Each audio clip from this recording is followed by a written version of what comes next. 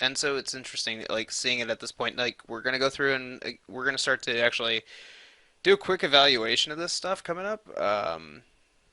I cannot stress enough the importance of uh, evaluating this stuff and evaluating it often.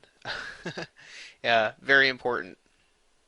So again, like I said, remember we're going to adjust this to fit UDK or not UDK, but Unreal 4 scale. Um, and this is going to be totally fine because we've been snapping to the grid. We've been making sure that we've been at least consistent in our scale. If all of your assets and stuff were all over the place, it would be a flipping nightmare to try and get this stuff to snap back together. But this is another big important reason why you want to be consistent in your content generation. If you're consistently wrong, it's kind of easy to make it consistently right, if that makes sense. It's also beneficial if you ever have to migrate to a different engine or to a different engine version or to a different platform altogether. Like if you need to suddenly go from UDK to Crytek or, Crytek to Source, Another important thing, constantly evaluate your stuff. Look at it. Again, we're just gonna tile the heck out of this hallway, so we're gonna get repetition and stuff. But this is important for us to start thinking about ways of breaking up the repetition. Start to think about assets that we're gonna need. And again, you don't really want to spend a ton of time at this point. You really just want to get your ideas out. Try again to follow within convention, but don't spend so much time following the rules that you don't actually get the stuff out. Again, you can see how quickly we're getting this up. This video is sped up about 150%, which sounds like a lot, but really it takes a 30-minute clip and puts down to maybe like 20, 25 minutes. Um, you don't really want to spend a ton of time on this part. The stuff that I find that takes the most time is actually the UVs. The UVs and doing the normal map ripping, especially for the high poly stuff. I find the modeling stuff is fast. Even the subdivisional modeling stuff is fast. I don't know if it's because I enjoy it more or if it's just because it's actually truly faster. Um, but this is the stuff that you really just want to get your ideas out, get the flow going, and not spending a bunch of time. Again, doing very basic polygonal modeling.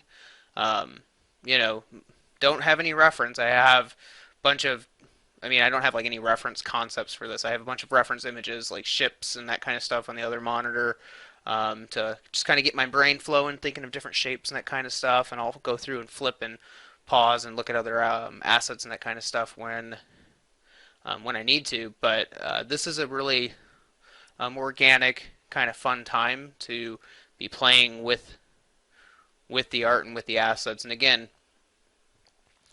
remember everything you build, everything you model, you got a UV.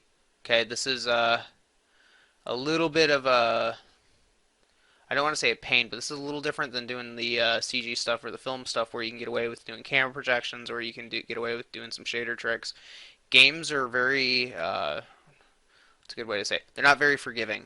Um, in later tutorial, I planned on I'll show you guys some shader techniques and stuff that we can do to try and make some of this stuff a little easier. But for the basic stuff right now, we're not relying on any of that. We're going to do this stuff correctly. We're going to do it the right way, meaning we're going to go through and we're going to unwrap everything. We're going to relax them. We're going to do all that stuff. We're going to stack the faces. We're going to kind of do the manual work. And again, it's important for you guys to see this stuff and to understand how it's done so you can figure out ways to cut corners and to make things faster and make things better and also make your own art better, hopefully as well. And again, I left a lot of the stuff in here of me going through and cleaning up art and troubleshooting stuff because if any of you guys have taken my courses before, you know that I am a big component of showing that nothing ever works out right the first time. There's trial, there's iteration, there's errors, and you learn and you pick up from that stuff. I'm not a big fan of just seeing stuff recorded and done once. It's not really how this stuff happens. It's not really how art goes, and I'm not going to hide any of that stuff from you. I've been doing this for a number of years now, and nothing ever goes right the first time. Except maybe making a sphere. With CG at this point, we can make a sphere. Whether we make that sphere totally correct all the time is debatable.